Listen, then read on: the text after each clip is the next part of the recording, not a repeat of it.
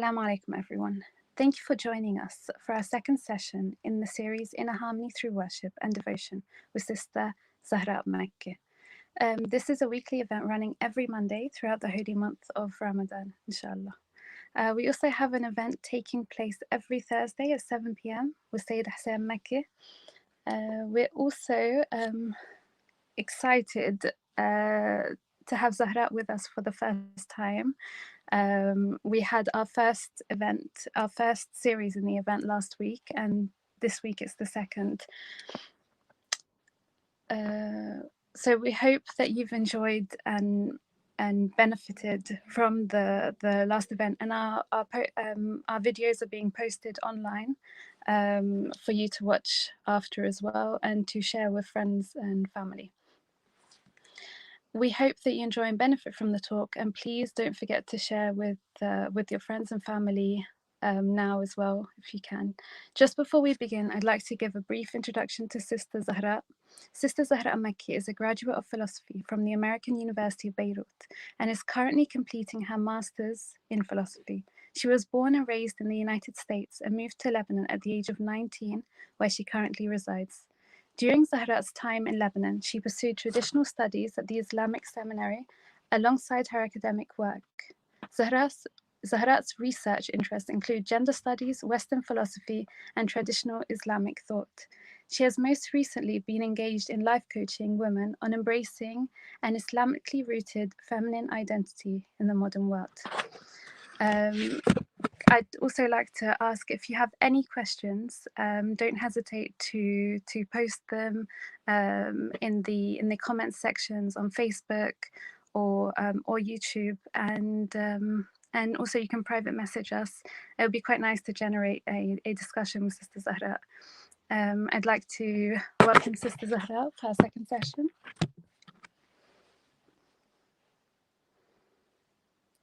Assalamu alaikum.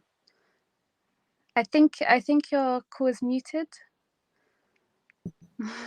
Sorry about that. Salam, I was going to everything as well. Thank you so much for hosting us. Thank you for being here. Thank you. Thank you for your time. It's my pleasure. Whenever you're ready. Okay. Bismillah ar-Rahman ar-Rahim. Sallu ala Muhammad wa ali Muhammad. Sallu ala Muhammad wa ali Muhammad.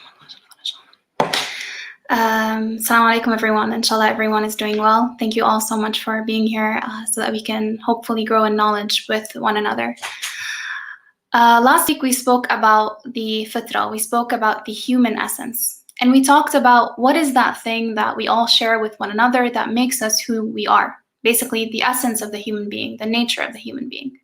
And we talked about how for various centuries, every civilization has tried to answer this question. Some even outright denying that there's such thing as human nature.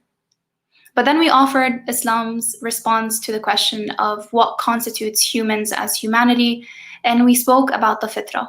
Allah subhanahu wa ta'ala says, Bismillah ar-Rahman ar-Rahim, Fitratullah allati fatara an-nas alayha. So it's this fitra of Allah subhanahu wa ta'ala that He constituted an-nas, all people, upon. So whether we are Muslim or non-Muslim, this fitra is something that's universal to all of us. Now, we defined 3 qualities of this fitra last week. We said that because it's allati fatara an-nas, because it's the fitra which constitutes all people, the verse says, then we know that this fitra is one, universal. It's innate to all of us. It's part of our nature. So the universality of this fitra.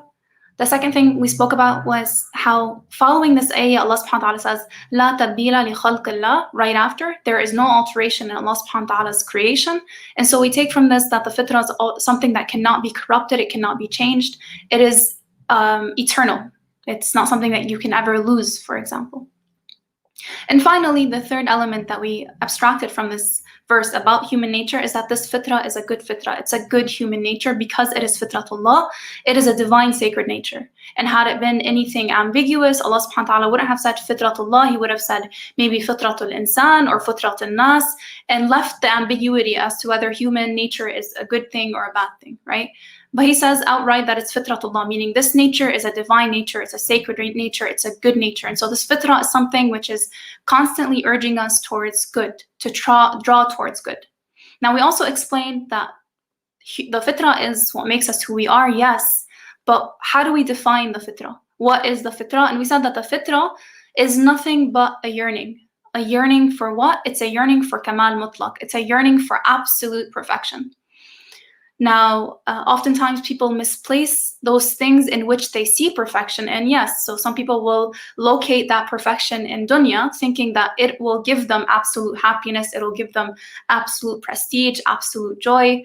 But over time, they realize that all their pursuits in dunya are always failing them. The people that they invest in are failing them. The careers they invest in are failing them. It's never enough to satisfy the human yearning. And this is why we have that quote that says that the grass is always greener on the other side. It's because we always try to look for these things in dunya, but there's always another better thing. And then we chase after that. And all this chasing is in essence just the fitrah's yearning to acquire that thing that is innate within itself, which is its yearning for that kamal mutlaq, for that absolute perfection.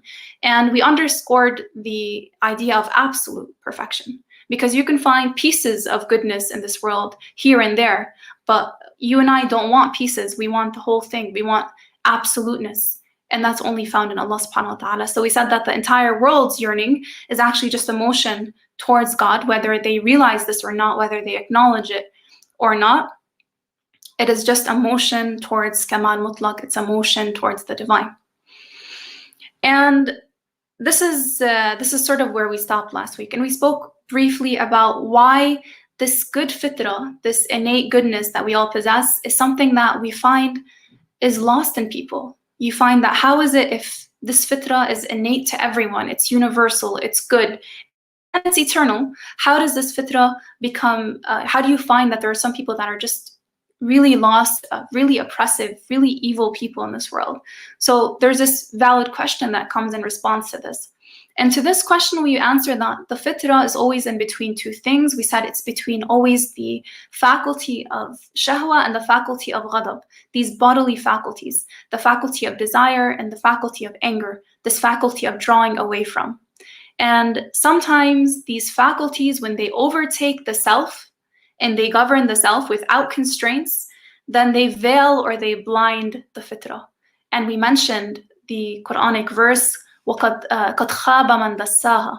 Allah subhanahu wa ta'ala makes this promise that the one who really has, is at loss is the one who has concealed this fitrah, this self. He doesn't say corrupted, and that's usually what we tend to, translate the verse into. He says dassaha, and dassaha literally means to conceal. So you're concealing the goodness of this fitrah by blinding it and covering it and veiling it in the material world, in the pleasures of the material world. So this is where we stopped last week. This week we're going to talk about the deen itself. So this fitrah that we just spoke about, how do we posit it in relation to the religion itself? And so the first thing is we're going to redefine the deen, because a lot of us have been either misintroduced to the deen, or that as we grow, we realize that we have to reintroduce ourselves to this idea of religion. Now, first and foremost, what we want to do is we want to redefine our understanding of the religion. In general, when we look at society, when we look at civilization, we find that there are three elements to every tradition, to every civilization, to every era. And within yourself, you find that these elements are reflected as well. What are they? The elements that make up every civilization, every way of thought, and every religion is three.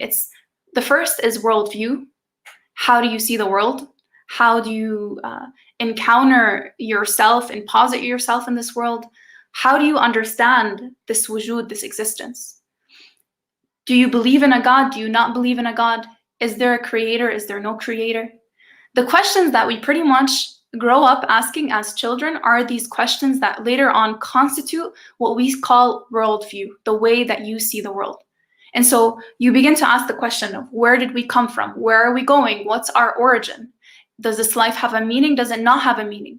These are the questions that begin to constitute your worldview. Now, this worldview, these questions, these fundamental questions that we all grow up asking, are what later on make up the system of beliefs that we call aqa'id, your belief system. Now, second to this, we have ethics. we have your moral code. What are those things that you believe in? What does your morality look like? What are those principles that guide your ethical conduct?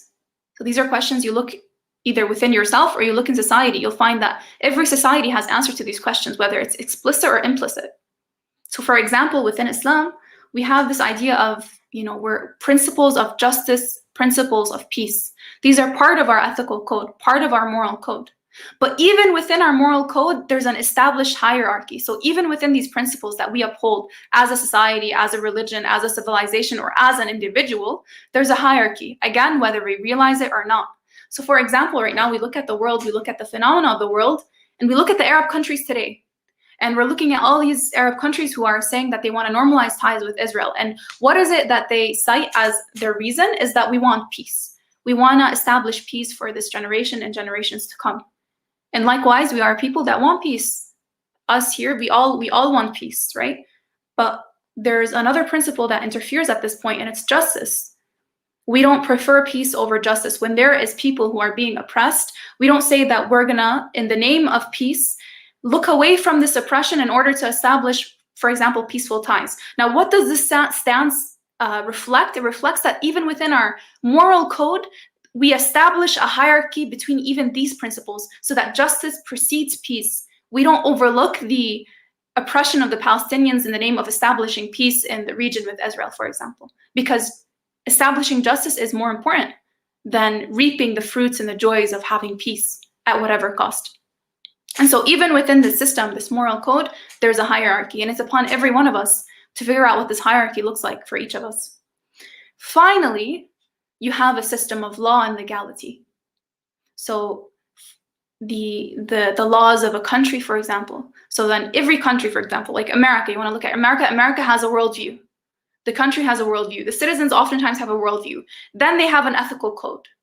For example, loyalty is very big for these nation states. Loyalty to the flag, loyalty to the country. This is one of their moral codes. So for example, loyalty for them might even overtake this idea of justice. So I'll be loyal to my flag, loyal to my country, even at the cost of them being oppressors or them being usurpers of rights. So again, you'll see that there is this hierarchy of principles within the citizens of that nation, for example.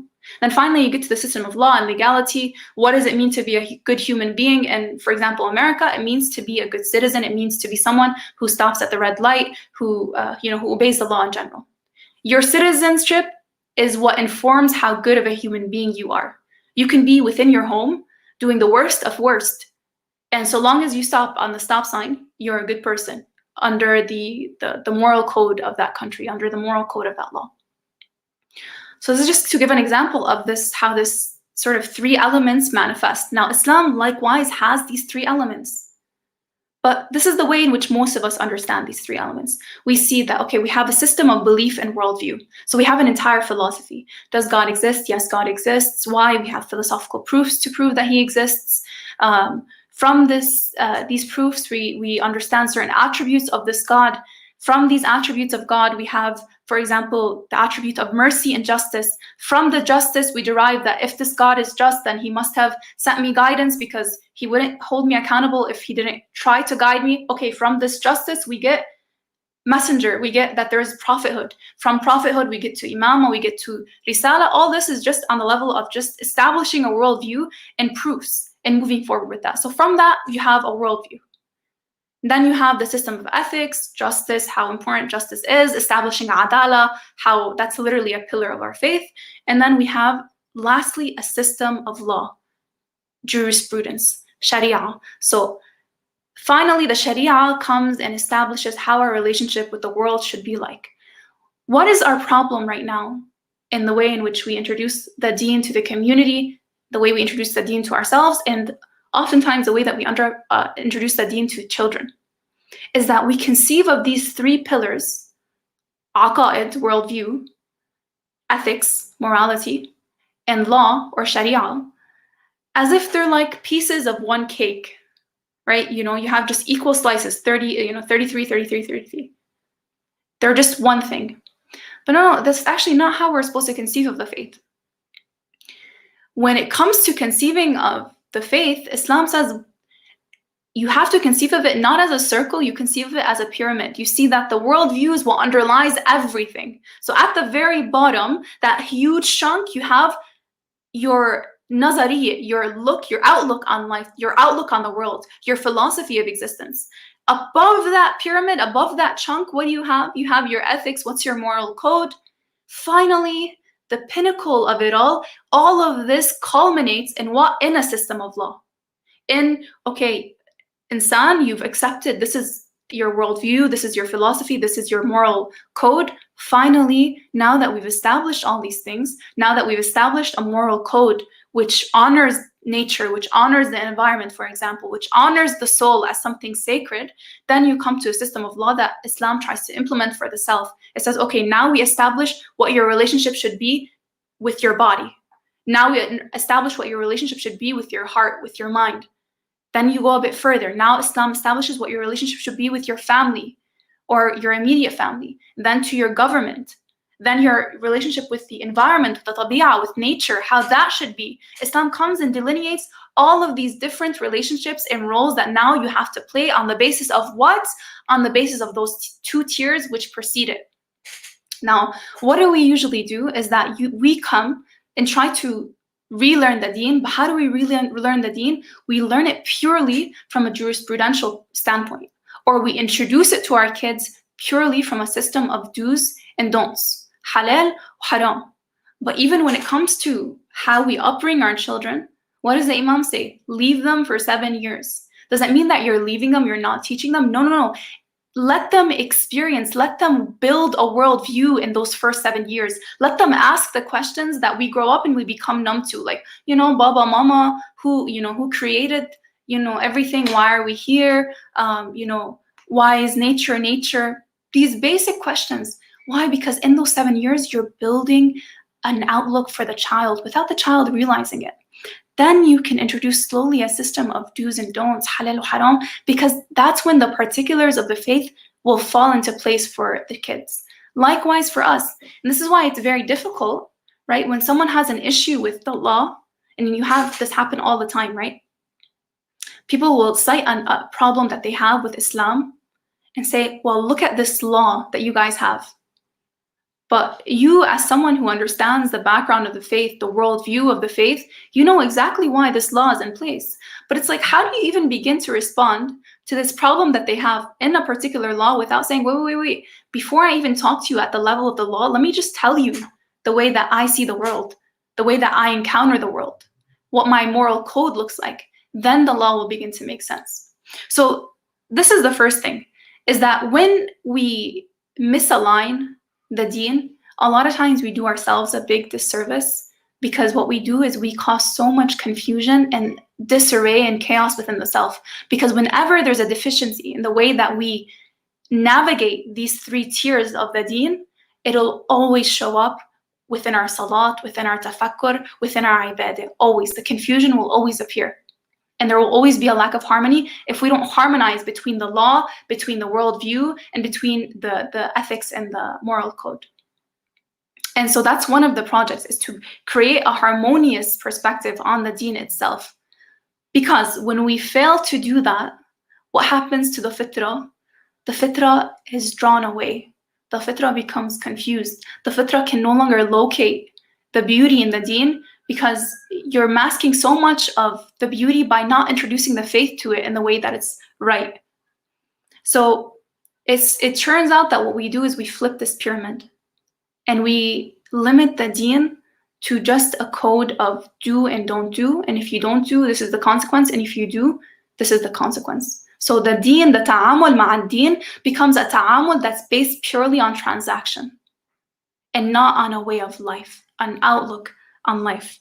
And that's one thing that we want to establish, especially this Shahr Ramadan. We want to remove the deen from just a system of do and not do, but as an outlook, as a worldview, as a way in which I live my life. It's a beat to my existence. My deen is not just something I practice here and there. It's something that I live. It's something that I internalize.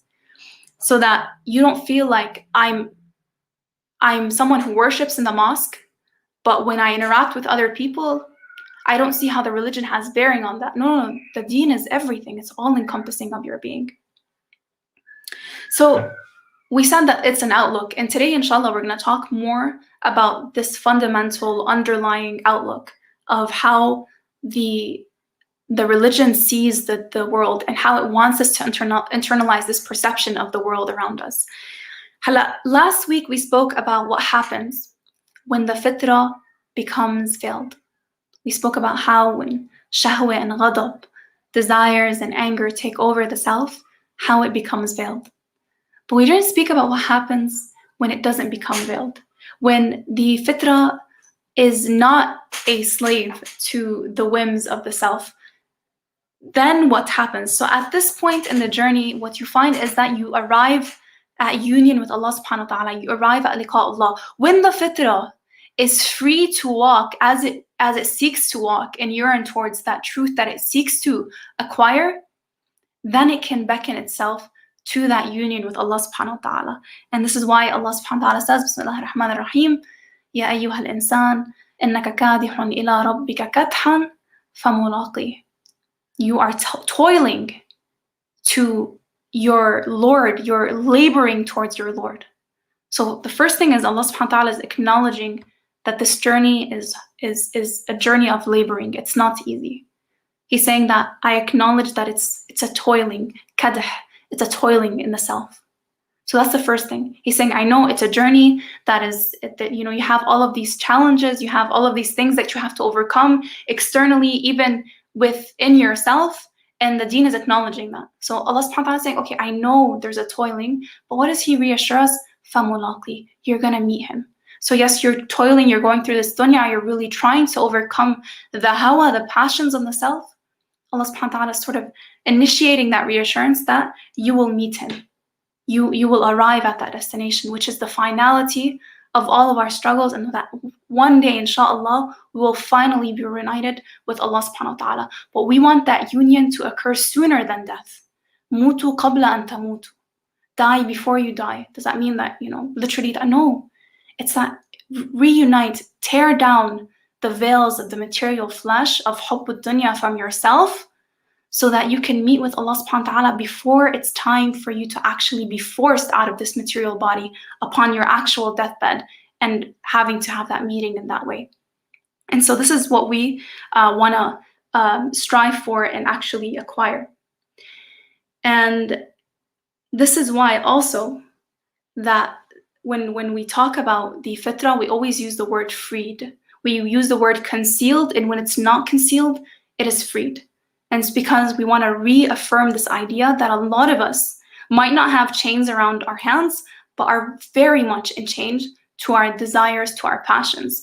And it doesn't necessarily have to look like the corruption of Hollywood stars.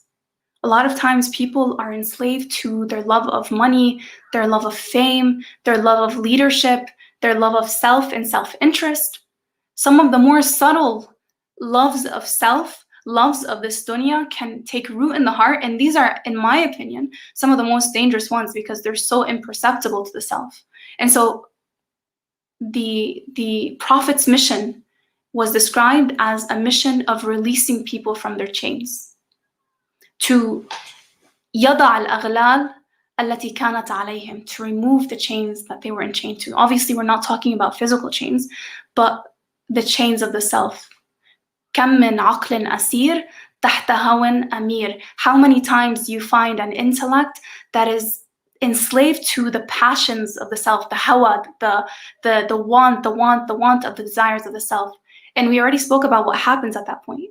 When the intellect becomes veiled in that way, when it becomes overtaken by the desires, it surrenders its kingdom. It no longer has a say in where you go and where you come. And at that point, you're very vulnerable because you become chaotic. When your intellect is no longer in charge, when the prescriptions of Allah, the revelation of Allah subhanahu wa ta'ala no longer has a bearing or a strong bearing in yourself, what happens is your desires come over and they take over. Your anger comes and takes over. What does that look like for us? And in a very practical way, we become very chaotic. We become reactionaries. So that anything that happens in your life on a day-to-day basis is enough to affect you. So like, you come to work, you have a little disagreement with someone, you go home, suddenly you feel like your entire day is shot down. Finally, you go to your prayer mat to pray, you feel like you can't even concentrate in your prayer well. That's because you become someone who's a reactionary. Your desires is that thing which governs you. So meaning when your desire is tipped over, or when your anger is tipped over, you have no more control over yourself. You start to feel like, I'm very angry, I'm very upset, I'm very irritated. When it comes to my prayer, I can't even concentrate in prayer at the moment. This happens to us a lot. This is because we've become people who are just so affected by dunya that we no longer have autonomy over saying that this isn't something worth getting affected by, this isn't something worth being bothered by. But when the intellect is no longer there, when the mind is no longer seeing clearly, then everything and anything will affect you. Anything will make you lustful, anything will make you angry. And that's something that we don't want to leave ourselves vulnerable to. And the ulama say that you are dyed, your soul is dyed in the colors that you immerse yourself in. And in a more practical way, what that looks like is your environment, what you surround yourself with. Now you might think, okay, maybe it's just the basis of, friends. Let's say bad friends, you start to become like them, for example. Like Imam Ali says, tell me who your friends are, I'll tell you who you are. So he's not just taking a dig at your friends. Imam Ali is just trying to tell you that what you immerse yourself in, you become. However, let's take this even a bit further. Let's take this not just necessarily bad friends. Some of us might have great friends, but we're so immersed in dunya, meaning even the way that we think all day, we're just thinking about, okay, budgets, finance, like just prestige, growing in leadership, growing in fame, growing in love of the dunya. Without you realizing, that's what your thoughts become. So your thoughts are even bound by the material world. So that even when it comes to, for example, finding solace in the deen, you can't find that peace that the imams talk about when they refer to the deen. Or when it comes to as-salat mi'raj al-mu'min, salat is the ascension of the believer. You wonder, I pray every day, but I'm not ascending. It's because your internal self has become dyed with the dyes of materiality. So that even when it comes to turning to Allah subhanahu wa ta'ala, you're so entrenched in dunya that it becomes very hard for your heart to release itself from those chains that are built bit by bit over time, thought by thought, glance by glance, reaction by reaction. More and more, you become more and more entrenched. I once had a teacher who everything that would happen in his life, and he, on the outside doesn't really look like he has an easy life, but anything that would happen, he would smile and he says, Sahel, it's easy, simple. He was so unaffected and unbothered by anything that could possibly go wrong because he had absolute tawakkul. He would do his part and that's it. That's as far as it goes for him. So that anything that would happen around him, he had this sort of wall up because he was preoccupied with something so much bigger than dunya, so that when something went wrong in dunya, he wasn't totally lost in it. It didn't totally overtake him. And we find that literally, like when any one of us, if there's an argument with our spouse, we find that even our prayer, our concentration, everything goes wrong. We go to stand in our salat, we can't even focus, we can't even pray. We're so easily susceptible and vulnerable to the emotions that hit us that we can't take a step back and let our mind play its role, give us clarity. And this is why prayer is so important, meditation is so important, is because it creates that space between your feelings, the emotions, the chaos of everything, and yourself, your core, that thing which looks upon the thoughts and chooses which thoughts it wishes to take and which thoughts it wishes to leave behind. And this is why, by the way, when you want to talk to an atheist or any non-believer about Allah subhanahu wa ta'ala, they get totally baffled. It's because you try to speak to them about a being that's outside of space and time and no weight, no dimension, no length, no width. They become absolutely mind-boggled because everything that they consume in their life, every way in which they think, is bound by the bounds of materiality, by dunya, by things that have space, weight, time, things that they can see, they can touch, they can grasp. So when you begin to introduce these ideas to them, they themselves feel like you're crazy because they can't even begin to imagine anything outside of that. So this is an example of chains not just being in terms of how they see the world, but like even within their thoughts, what they're able to even think. So take that and apply it to ourselves, because this doesn't just happen to atheists. It happens to us as well. When we become people of dunya, Yes, we're still believers. Yes, we still do our prayers. But it becomes so much harder for us to witness the realities, witness the truth of life, to transcend ourselves and become something much better, to let our fitra actually actualize the potential that it was meant to actualize.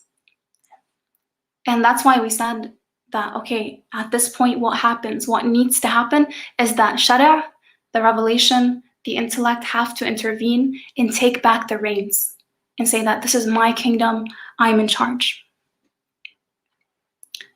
And how does it do this? It does this by constraining our desires. It does this by constraining our anger. So freedom is only established in Islam once your desires are constrained, which is such an oxymoron for so many people. It's very ironic. How can you talk about freedom and yet speak about the hijab, right? People always come and pose this problem, or any other duty that we carry out as Muslims. Muslims are not free people. You are people who are oppressed. Take, for example, the recent occurrence in France. So there's this idea that any constraint is a constraint on freedom. But then the perception of freedom itself for these people is a perception that's confined purely to the body. Freedom is to do whatever you want. It's to act on whatever shahwa, whatever desire, whichever lust for anger, for speech, for self that you have. Freedom is to be able to actualize that. Where in Islam says, no, freedom is to be able to be free from that if you choose that freedom. And that's why Islam is a choice. If you choose that freedom, what does it come through? Submission, Islam. And so we want to keep that in mind. And once that submission happens, once the intellect regains its autonomy and acts over the body, then you have the nur that dawns in the heart. Then you have that peace that dawns in the heart. That's when you begin to see the reality of life. Last week we spoke about Imam Ali alayhi salam. We spoke about even the infallibles. All of us at one point asks this question of, are they programmed to never sin? No, it's that they see the reality of the sin. And because the reality is so ugly, they can't even bear going towards that thing. When an individual peels themselves, I really mean peel, because it's hard, it's difficult. When you peel yourself from that lower self that keeps pushing you towards desires and love of this world, something happens within the self, a light begins to shine. That's when you begin to, this is when the hadith by Imam al-Sadiq, when he says, alim is nur, that knowledge is not books, it's nur, it's light. Whose heart is this light cast into? Imam Sadiq says, إِذَا أَرَدْتَ الْعَلِمْ فَاطْلُبْ فِي نَفْسِكَ حَقِيقَةَ الْعُبُودِيَّةِ If you want this alim, which is in truth only nur, then seek within yourself servitude, ubudiyya. We go back to this all the time, that even if we want to begin to see clarity begins with that nur. But how can that nur come? We can read as much as we want, but if we're not working to actually internalize this knowledge and purify the self, then this knowledge isn't going to be knowledge that permeates us or affects us or moves us or even dyes us in that color that we want to be dyed in that pure color that we want to be dyed in, sibghatullah, the godly color that we want to dye our souls in. And so the first effect of removing ourselves from this love of dunya, حب الدنيا رأس كل خطيئة, love of this world is the root cause of every mistake that we make. If we want to remove ourselves from this حب الدنيا, the first symptom of that is that you will automatically find yourselves a lot calmer, a lot clearer, because you're no longer a chaotic being that's being affected left, right, and center by everything that comes your way. This person said this to me, this went wrong at work today, these are all things that, yes, they happen and you have to deal with them and you have to grapple with them, but then they won't totally destroy you like they destroy some people. At that point, what do you have? You have safa, you have clarity. And when you have clarity, what are you able to do?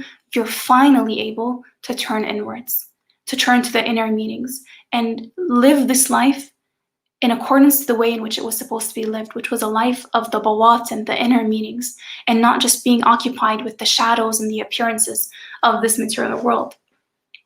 And so one way to understand this is to liken ourselves to a river.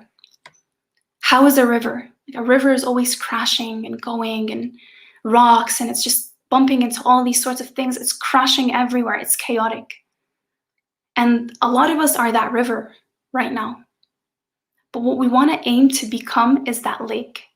That lake that is just calm, is clear, is pure. It's just safa. It's pure safa. Once you get to that level of safa, pure clarity, what happens? Well, you look at a lake is, a lot of the times when you look at the lake that's calm, that's collected, what you see in the lake is you see the skies and you see the trees and you see your reflection. So when you become that lake, what happens? All that you are, you become just a reflection of the divine realities, because you are no longer a chaos of emotion, of desire, of one thing to a next, of worrying about the future, always preoccupied. Suddenly you feel a sense of calm. You become that lake. When you become that lake, suddenly you become that cup which receives the realities. You become that mirror. You become that reflection of Allah subhanahu wa ta'ala's names, which was all along the goal in the end for the fitrah, is to become godlike, is tamathalu bi akhlaqillah. So to become, as much as we can, people who mirror the attributes of the divine. That can only happen with stillness. Stillness can only happen when we start to peel away the chains of love of dunya, of preoccupations to dunya, by turning towards the actual purpose for which we were created, which is to actualize that servitude, that ubudiyah. And I'm going to end on this note. Shahr Ramadan is the perfect opportunity, because Shahr Ramadan comes and it shows you how much you're capable of doing. Shahr Ramadan comes and it says, I want you to abstain from that thing that is so fundamental to your life itself. Doesn't matter if you're rich or if you're poor. If you don't eat, you die. So Allah subhanahu wa ta'ala comes and says, oh, I'm going to take away that thing that is universal to anyone and everyone. That's so fundamental to everyone. Sipping water. And it says, I'm going to ask you to abstain from doing that. Sundown, sunrise to sundown. And Allah subhanahu wa ta'ala is in a way showing you your strength. That if you can abstain from food and drink, something as internal to you as drinking water for an entire month, can you imagine what you could begin to accomplish if you took this journey seriously? Could you imagine what you can forsake for the sake of Allah subhanahu wa ta'ala, for the sake of your own self, if you actually took this journey seriously? And this is why we end up emerging from Shahr Ramadan as different people. After Shahr Ramadan, we find that we don't return quickly to our older habits, our negative habits, that is. We find that we're a bit more careful. Why? Because Shahr Ramadan gave you a taste of mastery. You had some mastery over yourself. All of us right now can go open the fridge and have a sip of water. No one ever has to know. We can go ahead and break our fast. No one will find out. But we don't. We exercise that mastery. For something so fundamental to all of us, it's not easy. But in a way, Allah subhanahu wa ta'ala doesn't just show you your weakness in Shahr Ramadan. He comes and He shows you your strength. Look what you're capable of doing for the sake of Allah. I wonder what you'd be capable of doing for the sake of your own self. Can you let go of this dunya? After Shahr Ramadan, the insan needs to leave this month feeling like it's possible to gain mastery over myself. I don't have to surrender to this dunya. I don't have to surrender to my desire. No, mastery over the self is possible. Imam Ali speaks to the dunya and he says, إِلَيْكِ عَنِّي يَا دُنْيَا غُرِّي غَيْرِي. Go away, O dunya. Seduce another person, not me. When we begin to have that mastery over the self, which in Shahr Ramadan begins with, for example, abstaining from food and water, when the Zulaykha of the world comes to us. You know, Zulaykha is not just an individual in the Quran. She's an individual in our history, but she's an allegory of so many things. Hubbu dunya, the world, the material world that's constantly seducing us. And the verse says that when she comes towards Yusuf, what does Yusuf say? He says, Ma'ad Allah. Huwa Rabbi ahsana mathwaya. Allah subhanahu, I cannot, my Lord has honored me. Your Lord has honored each and every one of us by giving us this fitrah, by giving us this sacred nature. Ahsana mathwaya. But then the verse continues. It says, وَلَقَدْ هَمَّتْ بِهِ وَهَمَّتْ بِهِ وَلَقَدْ هَمَّ بِهَا لَوْلَا أَنْ رَأَى بُرْهَانَ رَبِّهِ. That she was going to seduce him. And he would have maybe been seduced by her had he not seen the burhan of his Lord, had he not seen the Burhan of his Lord, meaning Nabi Yusuf alayhi salam was at a point where he was seeing the reality. And it's that sight of the reality that caused him to abstain from indulging in this seduction, in this dunya, in this material world that appears to us in all these beautiful forms that tries to take away our autonomy again and again and again. Islam comes and tries to put constraints on this desire so that the fitrah can walk. Because the road to Allah subhanahu wa ta'ala is very, very easy. We tend to put up so many obstacles in the path that makes it difficult for the fitrah to do its thing. But once it's freed, once it starts to have a little bit of control, once it's freed from the chains of desires, the fitrah was like, okay, I'll take it from here. Let me show you what I can do. It's in my nature to walk this path. Let me show you now how I'll walk it. And with that, inshallah, I'll conclude and open the floor for any questions, inshallah. Sallu ala Muhammad wa ali Muhammad.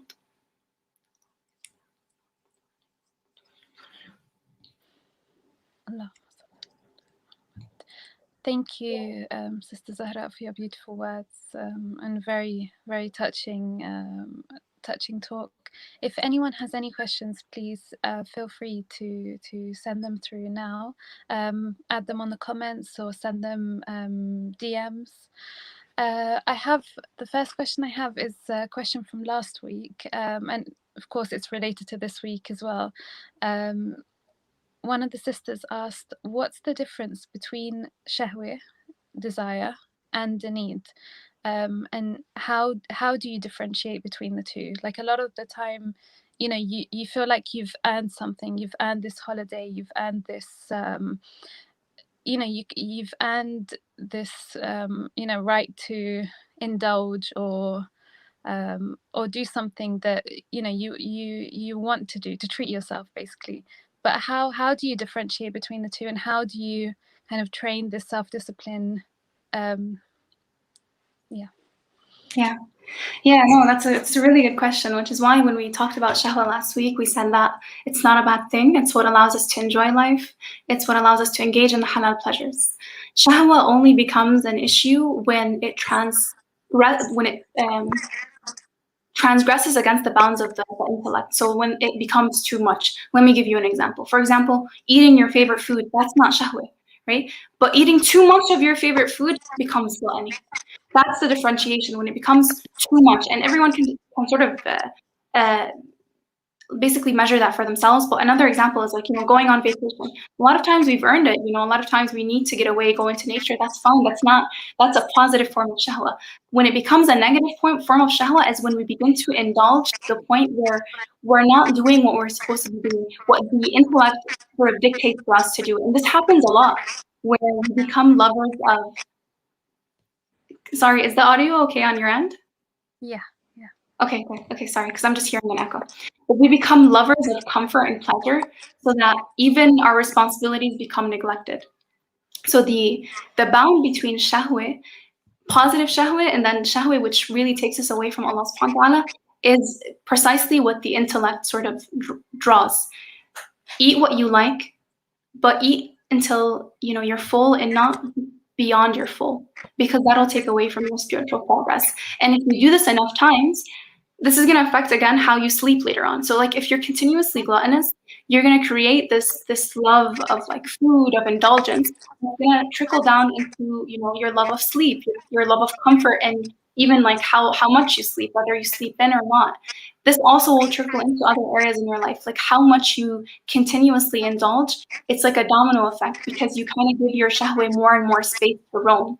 When the intellect will say, no, enjoy life, you've earned it, but enjoy it enough and within reasonable bounds so that it doesn't take away basically from your exercise of self-restraint when you need to exercise self-restraint. Thank you for that. Thank you. I hope that answers the question. No, it has.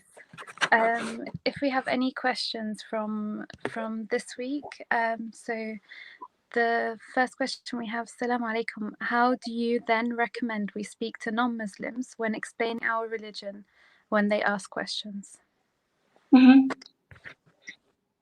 see, it really depends on who's asking and what they're asking. So a lot of times people will ask because they're genuinely curious. And what I recommend is, in that situation, I would recommend introducing more so the worldview than to sort of delve into the laws, because the worldview in many ways is a prerequisite to understanding some of the laws or making sense of the particulars of the faith. However, a lot of times, sometimes at least, people will, come with a certain problem with the deen and try to throw it at you and have you solve it for them.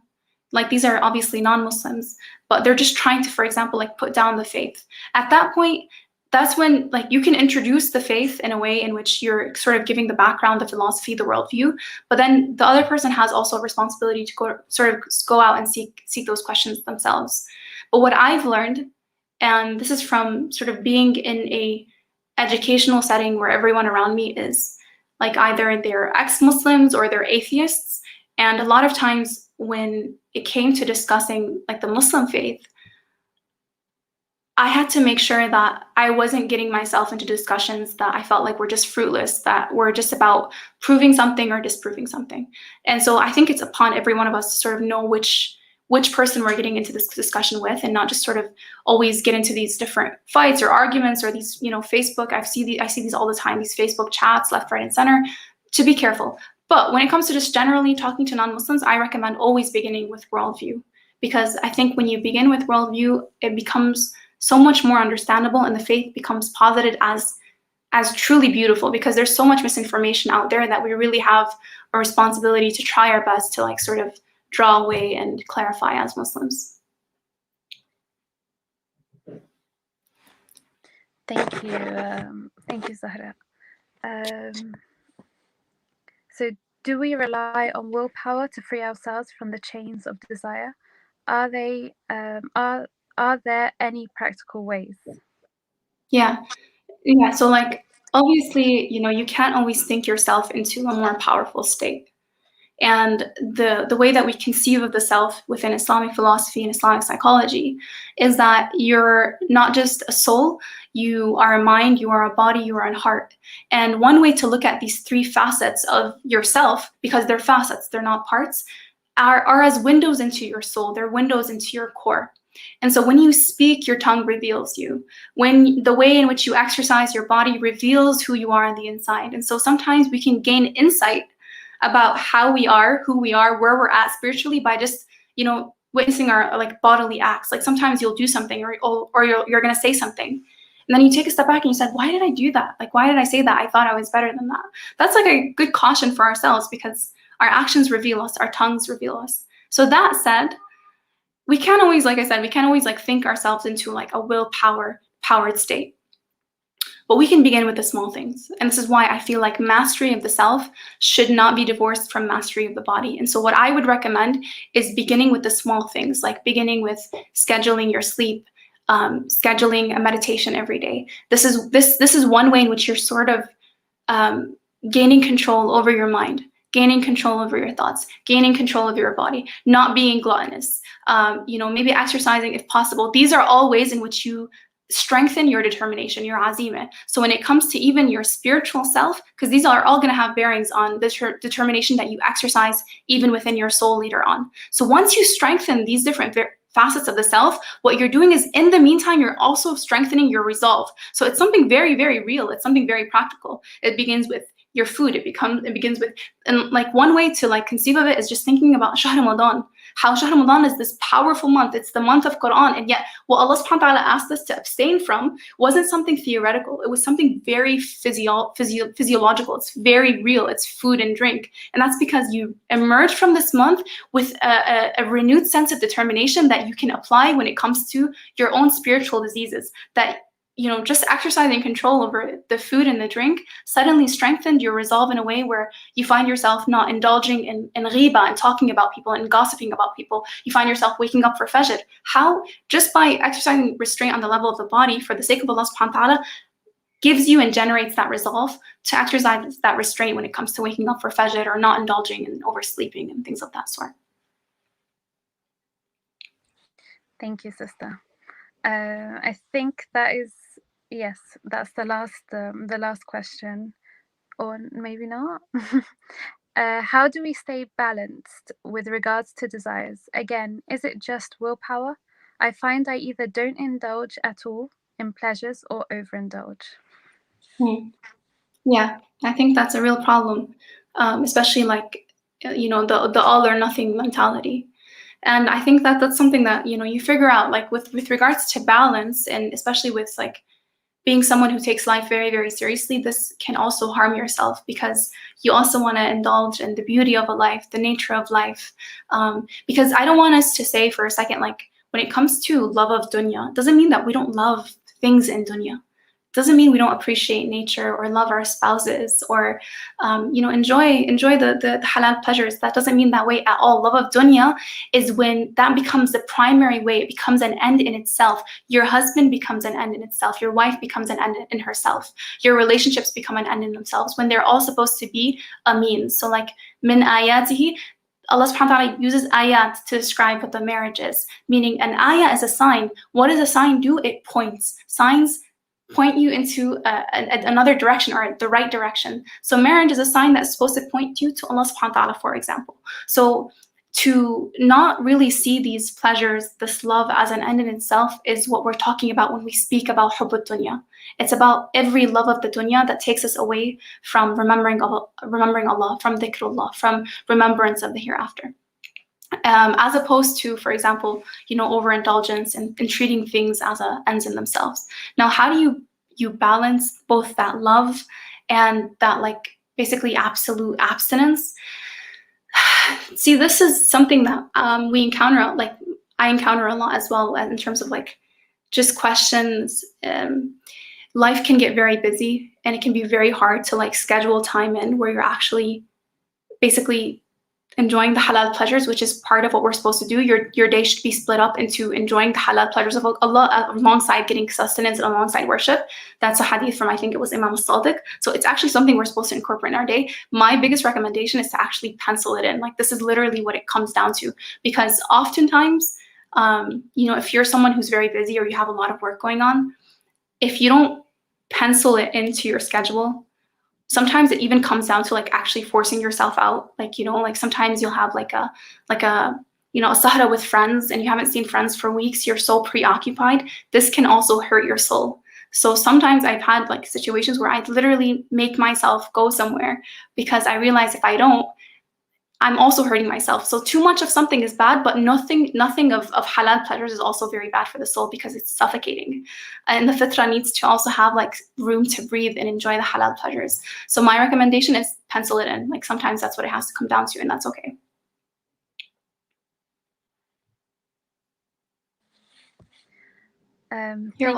Thank you, Zahra. I actually have another question for you.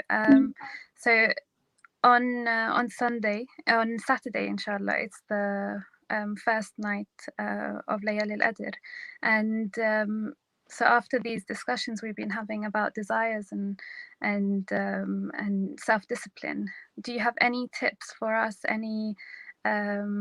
Anything we can do in these next few days to prepare ourselves for these nights, these 3 nights? Yeah, I mean, of course, there's always some things that we can do for this preparation. The Arafat students used to say that their teachers would spend all year preparing for this single night, and I think I brought this up last week, that Laylatul Qadr is like, it's a holy night, and sometimes we can feel the pressure of it coming, and like we want to be prepared. What I recommend is, if you haven't taken advantage of Shahr Ramadan, if you feel like you haven't been doing enough, to just begin. The Prophet says that Man akhlasa lillahi arba'ina sabahan, like whoever has ikhlas for Allah, to Allah subhanahu wa ta'ala, 40 mornings, then fountains of wisdom pour from his heart and upon his tongue. So I would say, take a look at your situation right now. Take a look at how much you are actually taking advantage of Shahr Ramadan, and see where your improvements can lie. Sometimes it's not gonna lie on the level of your ibadah, like, maybe I need to read more Quran. Maybe you're reading enough Quran, but maybe your akhlaq with, your family members hasn't been really on point lately. That is a way in which we can remove or peel away something that could be a veil that will allow us to receive less of Allah subhanahu wa ta'ala's mercy, because we're not exercising mercy over others in our life. So it really just depends on, I think what I recommend is tonight, take some time, 10, 20 minutes on your own, and really think about where you want this year to go for you, what you want this year to look like, because Laylatul Qadr is that night where things are preordained and destined. So take a look at where you want your life to go and see right now, like, what can I begin to tweak to show Allah subhanahu wa ta'ala that I'm beginning to walk the path, and hopefully be someone who is more receptive to the mercy that's gonna overflow, inshallah, both in Ramadan and also on the nights of Qadr. Thank you so much, Sister Zahra, and we're looking forward to next week. Inshallah, on the second night of Layal al-Adr, we'll be blessed with the lecture. I'd also like to remind everyone, that on Thursday we have our third series with Brother Sayyid Hussein Makke. And please don't forget us in your prayers. Assalamu alaikum.